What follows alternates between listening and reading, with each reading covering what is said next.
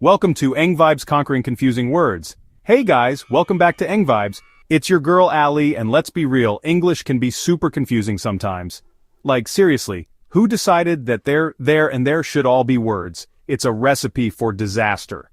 But don't worry, because in this video we're going to tackle some of the most commonly confused English words head on. We're talking about those sneaky little words that trip up everyone, from English learners to, like, actual native speakers. By the end of this video, you'll be using these words like a pro, and you'll be able to laugh at those who still mix them up. Just kidding. Kind of. Let's get started. So, grab a pen and paper and let's dive into the world of commonly confused words. Trust me, by the end of this, you'll be a master of these tricky terms. Ready? Let's go! Okay, first up, accept versus accept. These two words are like that friend who always shows up uninvited, except it's to a spelling bee and they're both vying for the same trophy. So accept means to receive or agree to something, like she accepted the job offer, but accept means excluding something or someone, like everyone is going to the party except John. See, totally different vibes. An easy way to remember this is accept is when you're down to receive something, while accept is like, nope, not that one. Practice makes perfect. Keep these tips in mind and you'll never mix them up again. Remember, mastering these words will boost your confidence in English. Keep practicing and soon you'll be a pro at using accept and accept correctly.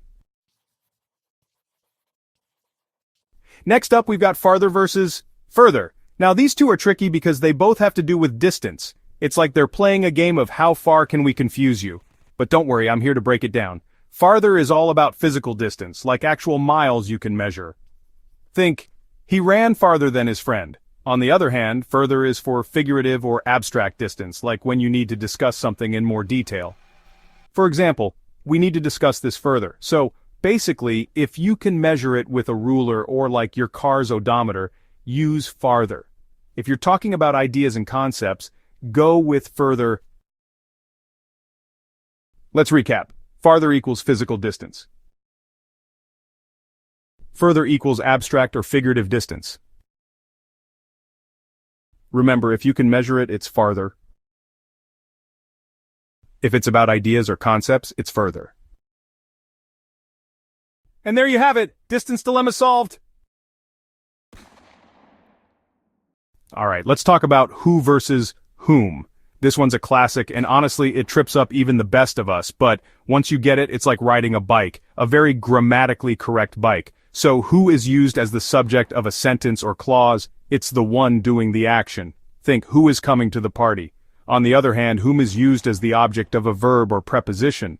It's the one receiving the action. For example, to whom should I address the letter? Here's a little trick. If you can replace it with he or she, use who. If him or her fits better, go with whom. Easy peasy. Remember, practice makes perfect. The more you use these rules, the more natural they'll feel. Soon, you'll be a pro at using who and whom correctly. Chapter 4. Principle versus principle, from school rules to life lessons. Now let's dive into the world of principle versus principle. Now these two are sneaky because they sound almost identical, but they have totally different meanings. It's like they're trying to pull a fast one on us. Principal can be a noun meaning a person in a leading position, like the big cheese at your school. For example, the school principal addressed the students. But principal can also be an adjective meaning main or primary, like the main ingredient in your favorite smoothie. Now, principle is a whole different story. It's a fundamental truth or proposition, like those rules you live by. For example, she stands by her principles. So, remember, principle can be a person or something primary, while principle is a rule or belief. Chapter 5. Stationary versus stationary, one letter makes all the difference. Okay, this one is the bane of my existence. Stationary versus stationary. Seriously, why do they have to be so similar? It's like they're trying to give us a vocabulary test every time we need to write a letter. Alright, let's break it down. Stationary means not moving, like that car stuck in traffic, for example. The car remains stationary. But stationary, and pay close attention to that E right there, refers to paper and office supplies, you know, like those cute notebooks and pens that make you actually want to be productive. For example, she bought new stationery for her office. So, remember, stationary with an A is about staying still.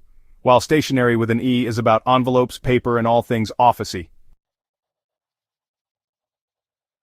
Chapter 6. There versus there versus there, decoding the tricky trio. And now, for the trifecta of confusion, there, and there. These three are like the Bermuda Triangle of grammar. Once you get lost in there, it's hard to find your way out. But don't worry, I'm your grammar GPS. There is the possessive form of they. It's how you show ownership. For example, their house is beautiful. Think of it like this. There has the word heir in it, which means someone who inherits something. Next up, there refers to a place. It's like pointing on a map. For example, the book is over there. Easy peasy. And finally, there is the contraction of they are. It's like a grammar shortcut. For example, they're going to the concert. So remember, there for possession, there for a place, and therefore they are. Next up is another dynamic duo that loves to cause trouble, your versus your. But fear not, dear viewers, because we're about to conquer these two little words once and for all. So your is the possessive form of you. It's how you show ownership. Like when you're claiming dibs on the last slice of pizza. For example, is this your pen? On the other hand, your is the contraction of you are. It's like a grammar time saver. For example, you're going to love this movie. So here's the deal. If you can replace the word with you are and it still makes sense, then your is the way to go. If not, stick with your. Alright, let's talk about its versus.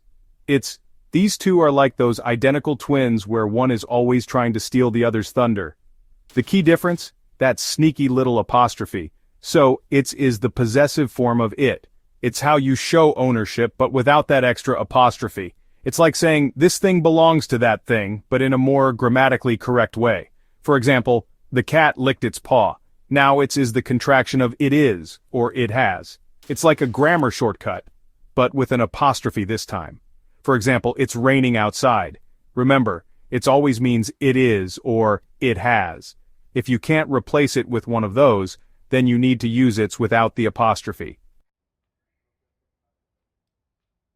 Okay, get ready for another round of which one is it again, because it's time for loose versus lose. These two are like those optical illusions that mess with your mind, but don't worry, I'm here to help you see clearly.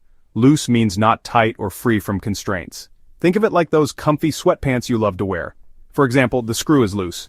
On the other hand, lose means to misplace or not win. It's like when you can't find your keys or when your favorite team lets you down again. For example, don't lose your keys.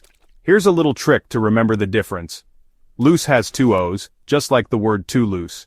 And lose is the action of misplacing something, like you're losing your mind trying to remember where you put your phone. And finally, we've reached the last pair of confusing words on our list, then versus than. Don't worry, we're in the home stretch now. Then refers to time or sequence. It's like telling a story step by step. For example, we went to the park, then had lunch. On the other hand, than is used for comparisons. It's like saying, this is better than that, or I'm taller than you are. Just kidding, I'm not trying to start any height wars here. For example, she is taller than her brother. So, remember, then is about time, like a timeline of events.